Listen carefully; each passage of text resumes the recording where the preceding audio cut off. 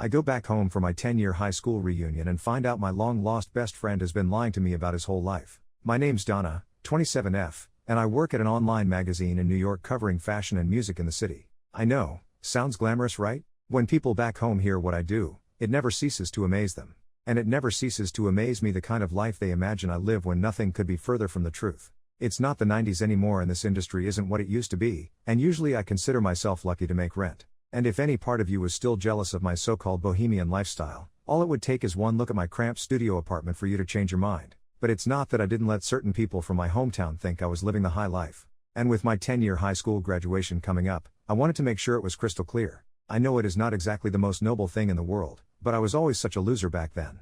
Even though I made it to the big city, it was still important for me to impress the cool kids. Although I was actually the cool kid now. I was the only one in my class to move to one of the 3 major cities, and definitely the only one that became a writer. Even though the paper I worked for was small, I still managed to get a few pieces to go viral in the last few years. Of course my mom and a few old friends blasted it all over their social media, so everyone knew that I had my name in print, as if that was such a big deal. But it was to them, and I have to admit that I enjoyed the idea of them thinking I was successful.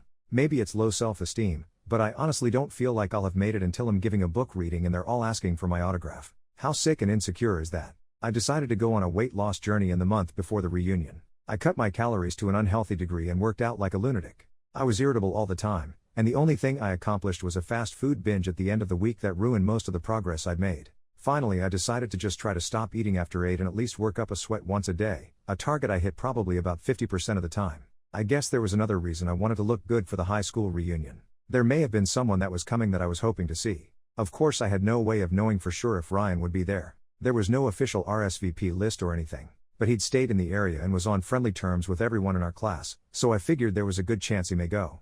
Ryan and I were best friends in high school, you see. We weren't boyfriend and girlfriend or anything like that. We were purely platonic friends, and best friends actually, nearly all of junior and senior year.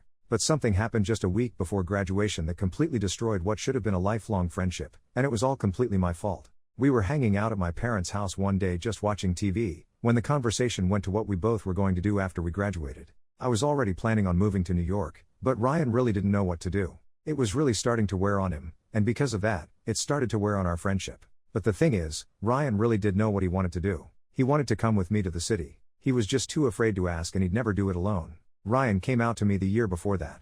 Of course I already knew he was gay and told him as much, and I also told him that even if I didn't, it wouldn't make a difference to me. He was so relieved that I didn't reject him that he started to cry. I was surprised, because I was raised in such an open and accepting family, but Ryan definitely was not. He said there was simply no way he could ever tell his parents, and that if he did, they'd disown him for sure. So looking back on our conversation that day, I think Ryan was hoping that I would ask him if he could come with me, and I think he could sense what my response would have been. My only defense is that I was young and selfish, and that I wanted to experience the world by myself. It's not that I didn't love Ryan or want to keep in touch, but I just wanted to go out there and spread my wings alone for a while. I think he respected that, which is why he never came outright and asked to come with me. So I left my hometown and all of the little people, Ryan included, and was stuck there with his parents feeling like he had to hide who he was. We kept in touch for a few years, but things just sort of burned out and finally time just sort of passed us by. But he never left my thoughts, and my decision to not take him with me always haunted me. How would my life in the city have been different if I had that link to my old one here with me? Would I be a happier person? I definitely wouldn't be so lonely, that's for sure. I don't have many friends, to tell you the truth. And the ones that I do have can't compare to what I remember Ryan being like. I know it's not exactly fair to compare an adult friendship to one from high school, but why not? A friend is a friend, and there was no one like Ryan in New York City. I decided to fly into my hometown a few days before the reunion and check out some old haunts. It was all so weird. My parents moved a few years after I did and had not been back either, so my connection to the place was kind of hazy. It was like everything that had happened there really happened, but possibly only in a dream. Everything I remembered just looked older and dirtier and smaller, and everything new looked ugly and cold. Al's Diner was exactly the same though, right down to the old leather booths and old men sitting at the counter eating donuts. I ordered what was then my usual, a burger, fries and strawberry shake, and mourned the days where I could consume this meal 4 times a week guilt-free. I wasn't a nostalgic person, or at least I didn't think of myself as one, but the taste of this shake in this place was making me reconsider. Other places around town didn't bring back as many happy memories. For instance, I nearly had a panic attack driving past the baseball diamond where Lance Peters broke my heart junior year. Even after all this time, I can still remember how those hot tears streaming down my face looked mixed with the dirt of home base. Guess who was the shoulder I cried on afterward? That's right, it was my sweet Ryan. I decided I was going to try to look him up before the reunion. Why risk an awkward encounter by the cheese table when we could just have a quiet coffee and talk things out? Plus, there was no guarantee that he'd even show up at the reunion. We'd been friends on social media for a long time in the sort of obligatory way, so I composed a quick DM without thinking too hard about it and hit send. I told him that I was in town for the reunion and didn't know if he'd be there, but was wondering if he'd be interested in catching up.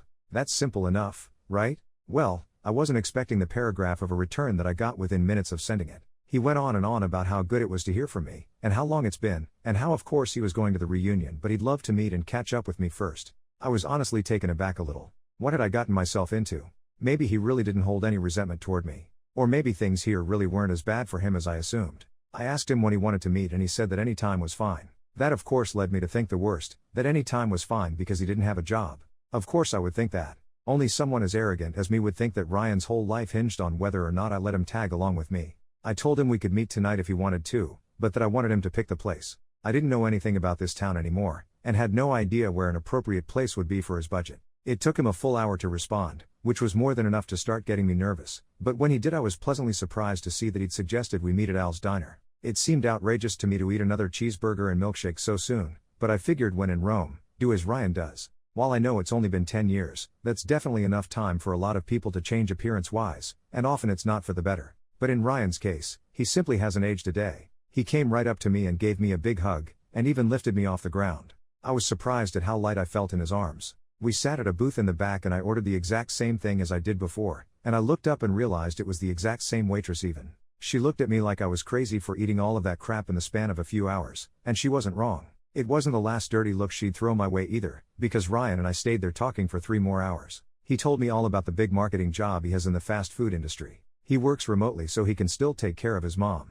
She's been sick lately and with his dad gone 5 years now, she only has him to make sure the lights stay on. I have to say, I was very impressed. Ryan seemed genuinely happy, and though he didn't mention anything about having a partner, I wasn't going to ask any questions. And who says that being in a relationship is a marker of true happiness anyway? I mean, the man helped make chicken fries a thing.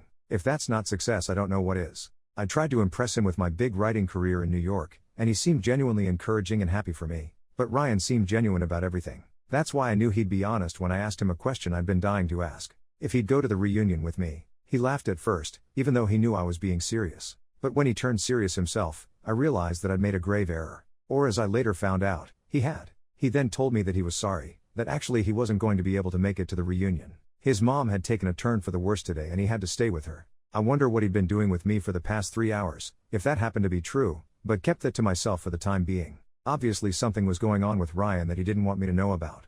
I decided to just respect it and move on. We both agreed to talk again before I left town, and he told me it was really good seeing me, but there was an obvious shift in his personality after I mentioned the reunion. We hugged again in the parking lot, but it wasn't as warm as the first one, and I went back to my hotel just feeling cold and confused over the whole thing. The reunion is tomorrow night and I honestly don't even feel like going anymore. I told Ryan I'd at least tell people that he said hi, and he just shrugged me off with a don't bother. I seriously went from feeling guilty to being angry. If there's something I did or said to upset him in such a short amount of time, I wish he'd just come right out and say it. Whatever. So I'll go it alone at the reunion. That'll give me more of a chance to flirt with Arnie Peckinpah anyway. I'd always wanted to do that, and now that I'm a supposed big deal in New York, I figure I know my chance. Still, I'd rather have Ryan there. I think I felt that way for a long time. Update 1. So I just got back from the reunion and I have to say that it was an interesting experience to say the least. Beyond the surreal feeling of seeing people I hadn't seen in a decade, I learned a lot about what's been going on with Ryan these last 10 years that put everything I thought I knew into a stark new light. Our prom was cancelled because of a flu outbreak, so the theme of this reunion was the prom we never had. It was about as lame as it sounds. Everyone had their pictures taken in front of a big canvas backdrop, and there was a dance floor and a DJ spinning the smelliest radio cheese of our youth. They were even going to have a prom king and queen. I ran into Rachel Owens, a girl I was on the JV volleyball team with. I guess she's not really a girl now, is she? We got to gossiping about people, as we always used to during practice, and the subject landed on Ryan. I told her that I'd had dinner with him the night before, and she said she found that rather surprising. When I asked her why, she was surprised that I hadn't heard the news. Both of his parents died in a horrible car accident just a few years ago. They were killed by a drunk driver. Ryan understandably took it hard and fell into a deep depression. He ended up losing everything. His house, his job with a marketing agency, it was all gone. Now he has a job at a flower shop and lives in the apartment above it. He's kind of a charity case for the owner. I couldn't believe what I was hearing. I went back to the hotel and cried. Now I know why he didn't want to come to the reunion. He was ashamed. I want to see him again more than ever. I think I'm going to call him first thing in the morning. Update 2. Hey everyone. So I'm back in New York now, and actually, I have a friend with me. I met up with Ryan the next morning at Al's for breakfast, and he told me the whole story. Everything about his parents' car accident and the slow-moving nightmare that followed. Because he was so honest with me, I decided to return the favor. I told him all about my guilt in not asking if he wanted to go with me to New York all those years ago. He laughed and said that he understood I had to live my life. While it did hurt at the time, he moved on from it pretty quick. I told him I felt so foolish thinking that it had tortured him all these years, but he said it sounded like it tortured me more than him. But as we continued to talk, and breakfast turned into lunch, he decided that there was really nothing left for him in this town. I told him that with his marketing experience, he could go a long way in New York, and the employment gaps could be taken care of. There's a million flower shops in the city, and I'm sure he could get a job on his first day there. Which is exactly what he did. It's going to be a little difficult sharing my studio apartment with him until he finds his own place, but we're hardly ever there anyway. I can't believe it. I finally have a friend in the city, a real friend, and he's the best friend I've ever had. He's really coming alive here for the first time in his life. And while I wish it had been able to happen years ago, I'm so grateful that it happened at all. It's so good to have my Ryan back.